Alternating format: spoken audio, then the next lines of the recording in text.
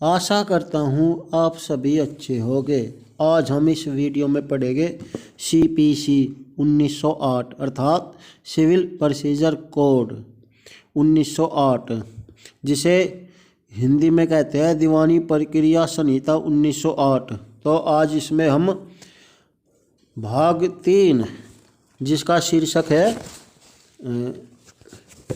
आनुषंगिक कार्यवाहियाँ, इसमें पहला खंड है कमीशन। धारा 75 कमीशन निकालने की न्यायालय की शक्ति।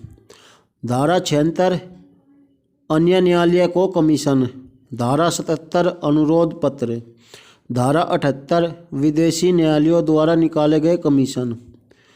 भाग 4, इसका शीर्षक है विशिष्ट मामलों में वाद। अब इसमें खंड है सरकार द्वारा या उसके विरुद्ध वाद या अपनी पदीय हैसियत में लोक अधिकारी द्वारा या उसके विरुद्ध वाद। धारा 79 सरकार द्वारा या उसके विरुद्ध वाद। धारा 80 सूचना।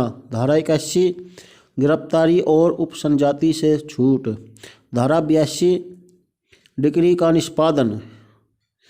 अब इससे अगला खंड है अन्य देशियों द्वारा और विदेशी शासकों, राजदूतों और दूतों द्वारा या उनके विरुद्ध वाद। धारा 83 अन्य देश कब वाद ला सकेंगे। धारा 84 विदेशी राज्य कब वाद ला सकेंगे। धारा 85 विदेशी शासकों की ओर से अभियोजन या प्रतिरक्षा करने के लिए सरकार द्वारा विशेष रूप से नियुक्त किए गए व्यक्ति। धारा 86 विदेशी राज्यों, राजदूतों और दूतों के विरुद्ध वाद। धारा 87 विदेशी शासकों का वादों के पक्षकारों के रूप में विधान। धारा 87A विदेशी राज्य और शासक की परिभाषाएं। अब आगे खंड है भूतपूर्व भारतीय राज्यों के शासकों के विरुद्ध वाद। धारा 87B भूतपूर्व भारतीय राज्यों के शासकों को धारा 85 और धारा 86 का लागू होना। अगला खंड है अंतराभिवाची। धारा 88 अंतराभिवाची वाद कहाँ सुनिश्चित किया जा सकेगा।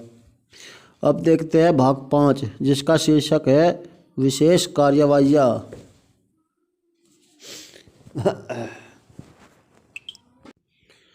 इसमें खंड है मध्यस्थम। इसमें धारा 89 कहती है न्यायालय के बाहर विवादों का निपटारा। अगला खंड है विशेष मामला। इसमें धारा 90 कहती है न्यायालय की राय के लिए मामले का कथन करने की शक्ति। अब अगला खंड है, इसमें है लोक न्यूसेंस और लोक पर प्रभाव डालने वाले अन्य दोषपूर्ण कार्य। इसमें धारा 91 है लोक न्यूसेंस और लोक पर प्रभाव डालने वाले अन्य दोषपूर्ण कार्य। धारा 92 बाद में देखेंगे। धारा 93 प्रेसिडेंसी नगरों से बाहर महाधिवक्ता की शक्तियों का प्रयोग। भाग 6 अनुपूरक कार्यवाहियाँ। धारा 94 इसमें अनुपूरक कार्यवाहियाँ। धारा 95 अपर्याप्त आधारों पर गिरफ्तारी, कुर्की या व्यादेश अभिप्राप्त करने के लिए प्रतिकर। भाग 7 अपीलें। इसमें शीर्षक है मूल डिक्रियों की अपीलें। धारा 96 मूल डिक्री की अपील। धारा 97 जहां प्रारंभिक डिक्री की अपील नहीं की गई है वहां अंतिम डिक्री की अपील। धारा 98 जहां कोई अपील 2 या अधिक न्यायाधीशों द्वारा सुनी जाए वहां विनिश्चय। धारा 99 कोई भी डिक्री ऐसी गलती या अनियमितता के कारण जिससे गुणागुण या अधिकारिता पर प्रभाव नहीं पड़ता है न तो उल्टी जाएगी और न उपांतरित की जाएगी।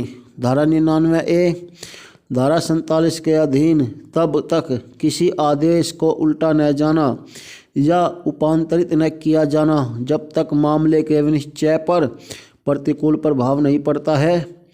अगला शीर्षक है अपीली डिक्रियों की अपील। धारा 100 है द्वितीय अपील। धारा 100A कतिपय मामलों में आगे अपील का न होना। धारा 101 द्वितीय, अपील का किसी भी अन्य आधार पर न होना। धारा 102, कतिपय मामलों में आगे अपील का न होना। धारा 103, तथ्य विवादकों का अवधारणा करने की उच्च न्यायालय की शक्ति। आगे खंड है आदेशों की अपील। धारा 104 कहती है वे आदेश जिनकी अपील होगी। धारा 105 कहती है अन्य आदेश। धारा 106 कहती है कौन से न्यायालय अपील सुनेंगे। अगला खंड है अपील संबंधी साधारण उपबंध। धारा 107, अपील न्यायालय की शक्तियाँ। धारा 108, अपीली डिक्रियों और आदेशों की अपीलों में प्रक्रिया। आगे का खंड है उच्चतम न्यायालय में अपीलें। धारा 109, उच्चतम न्यायालय में अपीलें कब होगी। धारा 110, 111 और 111A ये निश्चित कर दी गई है, अर्थात ख़त्म कर दी गई है। धारा 112, व्यावृत्तियाँ। तो आशा करता हूँ आपको मेरी यह वीडियो पसंद आई होगी। कृपया मेरे चैनल को सब्सक्राइब कीजिए और लाइक का बटन प्रेस कीजिए और अपने मित्रों को शेयर कीजिए ताकि उनकी तैयारी भी आपकी तरह अच्छी तरह से होती रहे। और हाँ, मुझे कमेंट करके ज़रूर बताइए कि आपको मेरी वीडियो कैसी लगी। धन्यवाद।